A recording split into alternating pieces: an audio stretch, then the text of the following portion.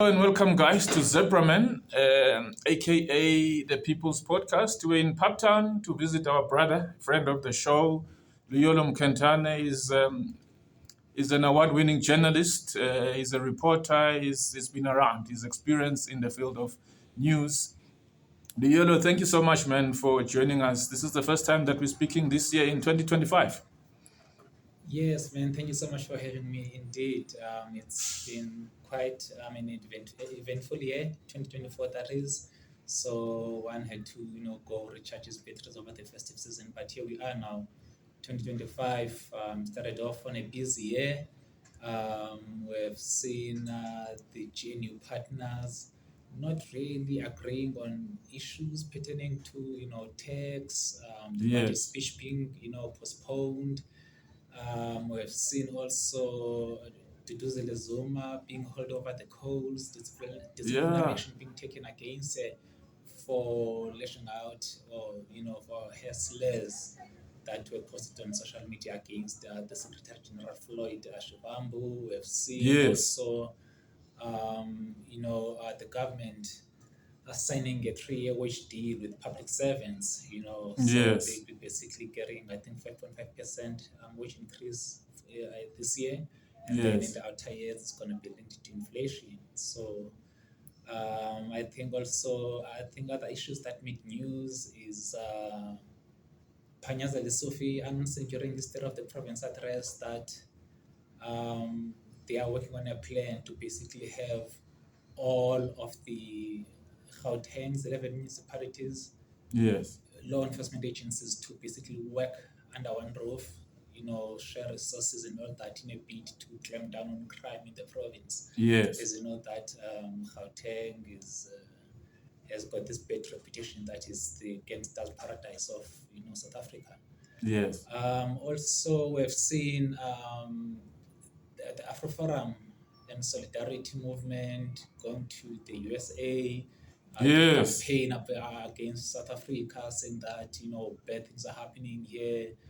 There is white genocide. There is expropriation of land Hey. without Yes. compensation, which are pure lies and a disinformation campaign that is basically aimed at hurting our economy. Absolutely, man. It's maybe we're gonna dive deeper into that one, but maybe let's look at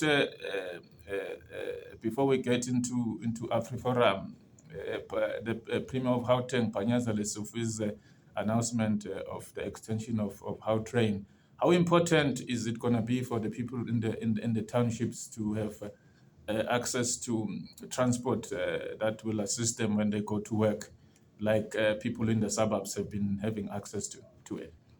Well, I think it's going to be a win for the working class because there's always been this issue that the Gautrain is there to serve, the well-to-do, the upper middle Yes. class. People from the suburbs. Exactly, and that Yes. it's not really catering to those in far-flung areas like Soweto, the Vaal, and other areas where the black majority lives. So, Panyaza Lesotho actually announced during the State of the Province that now I think R1 billion, more than that, has been set aside to expand the Gautrain's reach into areas such as Soweto and the others as well. So I think it's really a win for the working class because the Gautrain is known for its efficiency and also the fact that it gets from point A to B quickly, so people won't be stuck in traffic like in the mornings and everything. So Yes. I think it's also going to have a positive spin-off for the economy as well. Yeah, absolutely, man. I mean, during construction, Exactly. people should be able to get There's employment. jobs that will be created during the Yes. expansion phase. Yes, because we've seen with the Gautrain now that's operating, because people within Joburg CBD working between those areas and Pretoria, places like Centurion, Midrand, Rosebank, Sandton, and the airport, Yeah. they've really benefited from that service, even though it's not been cheaper. Say that again, sorry. I'm saying people who have got access to Gautrain from Joburg CBD all the way to the airport, all the way to Pretoria. Yeah. People have really benefited from that service. Exactly. Now that it's actually going to be expanded to include those who have been excluded previously, I think it's really, those efforts should be applauded more than anything. Yeah, absolutely, man. Let's get to one that's gotten the story that has gotten the country, up in arms. With Afriforum, I think we've seen them. Was it last year or so, or the last 2 years? They've gone to Europe Yeah. to look to canvas for their issues, involving Orania. But this year they've gone to the US to speak to Donald Trump and to push their disinformation about their country. What have you read about what's going on with those people? Yeah, you're correct, man. I mean, these guys, they went to the US, they had a meeting with senior Trump advisors where they basically said that, the white minority Afrikaner group is persecuted in the country, that Trump must, basically come and intervene. There are attacks against their language Afrikaans through the signing of the Bella Act. They've spoken about white genocide. I mean, they've Yeah, it's talked shocking. about that on different platforms, saying that there is targeted attacks against white farmers in South Africa. So this has basically led to Trump saying recently that very bad things are happening in South Africa, and we saw him, signing that executive order with withholding aid from the country. Yeah, man, and he basically extended, refugee status to them, said that they must come to America to basically escape this supposed genocide in South Africa. Well, we have seen some saying that they're not going anywhere. They are been in the country. Their forefathers have been in the country for ages, so they want basically they've got much connection to South Africa than any other country. So, man, what else? What happened is that also the recent meeting that Afroforum had in the White House, we saw them handing over a memorandum which basically states that they want to be resettled in the southern tip of South Africa, which is basically Yes. the Western Cape, Okay, right? yes. Yeah, so they're talking about that. They're talking about the Afrikaans language. They're opposed to Bella, since it's an attack against their culture, their language. So, I mean, it was interesting seeing Trump signing recently an executive order saying that English is the official language of. After saying that they must come After there. saying that they must come. So, I mean, these are people who really pride themselves in their language and culture. So, it will be interesting to see whether they will be able to assimilate and ditch their language for English. So yeah, man, crazy things have been happening over the past few weeks. But it's been also been interesting to see some white South Africans, calling Afriforum to order, something that we're not used to see. Exactly, man. I think they've really rubbed up people the wrong way. I think a large portion of the population has really been up in arms to say that, look, these guys are lying. There is no white genocide here. There are no targeted, there is no genocide against white farmers. There is no Yes. expropriation of land without compensation. Yes, the Expropriation Act was signed into law, but I mean, there is no expropriation of land here, but they go out onto these countries spreading false news, disinformation, and lies, basically saying that this is the case and Trump Yes. must intervene. And we also know that one of the reasons that Trump signed that executive order is because of our stance on global affairs, the case that Yes, South Africa involving took to the Israel, International yes. Exactly. So those are some of the issues. So I mean, it's crazy that these guys are calling for Trump to come and interfere on our internal, domestic affairs. Uh, South Africa is a sovereign country. It's Yes. got each and every right to not sell its sovereignty over, aid that comes with conditions in any Yeah. case. And we know that aid is there to interfere, Exactly. I mean, these guys in have been governments and weaponizing regime this, changes. Yes. bringing aid to Yes. whip countries into line, to exploit them.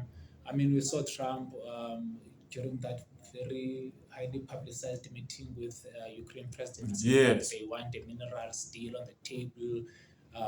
Zelensky doesn't have any cards to play and everything. So you can see that the foreign policy has always been on accumulation. What can we get from you Absolutely. exactly? So from where I'm sitting, I think, man, if it really comes down to that, then they can keep their aid if it means South Africa must sell It's its sold, yeah. its soul and sovereignty. I know that Mm.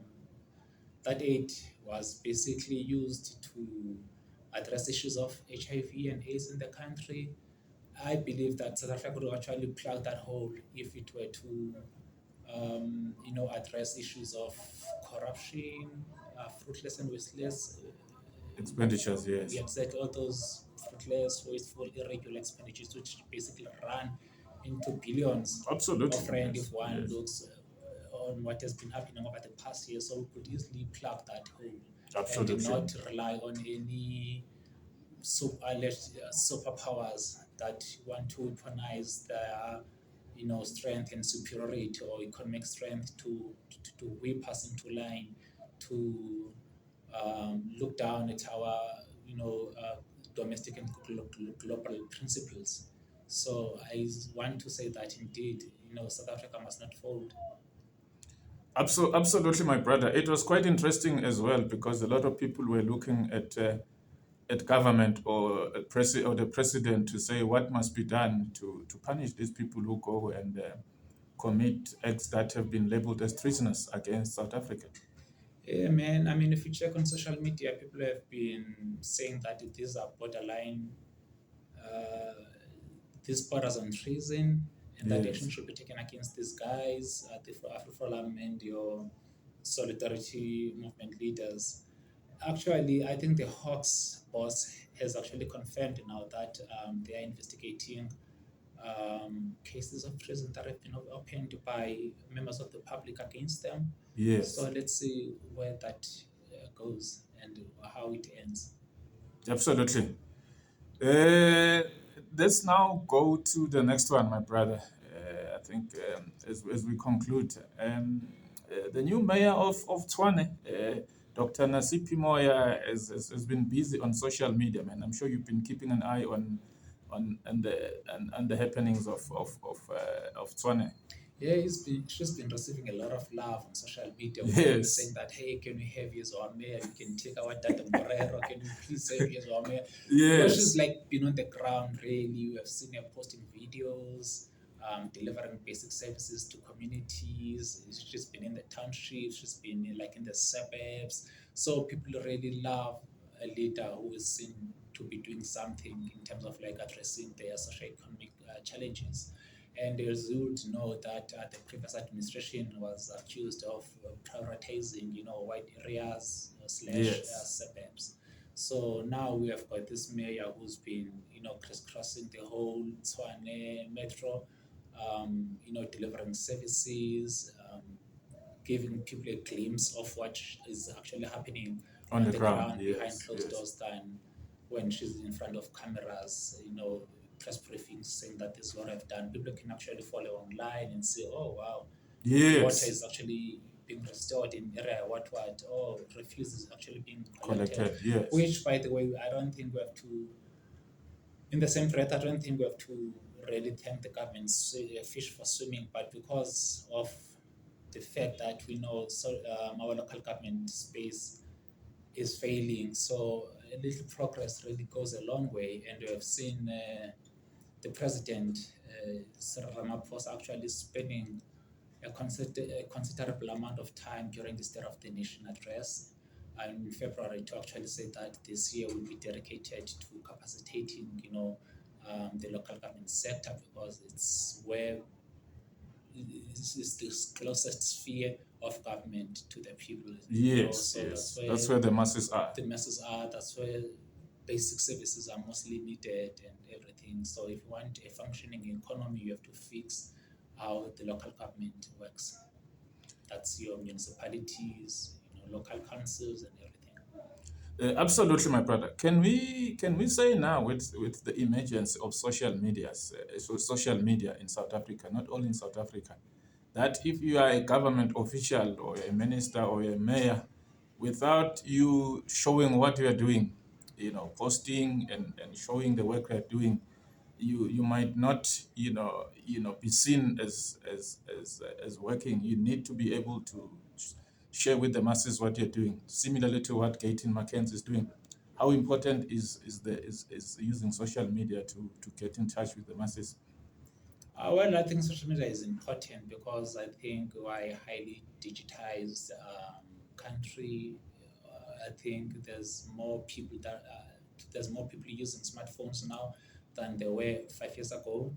So I think, in as much as it is important to document what you are doing as a leader in a community or in your circle of influence, it would be unfair to those who do not to say that they're not doing anything, because you could Absolutely. be busy on the background, Yes. putting in stress hours, passing, policies and everything to make our country function better. But because you're not documenting that on social media, doesn't mean that you're not working, you're sitting on your hands. Absolutely. Any other story that maybe we might have missed that you want us to touch on, my brother, before we wrap up? Man, not really, but I think the story that I was working on over the past 2 days was SAMU, this South African Municipal Workers Union. They were very angry that their members were axed by Gautrain for allegedly refusing to drive unroadworthy buses, and that some of them don't even have permits. And then when they drive them and get stopped by the police, they have to pay those fines, traffic fines, from their own pocket. So they're very angry. But I spoke to the company. I think yesterday, and they were like, no, workers are back at work, the protest is over, but there's going to be ongoing talks now with the union to try and find common ground to some of the grievances that they've raised. Exactly. Wow, thank you so much, man. It's been a very informative episode. I hope our viewers at home will enjoy it. Also, they must not forget to press the subscribe button. Thank you so much, my brother, man, for joining us today. Welcome, man. Always.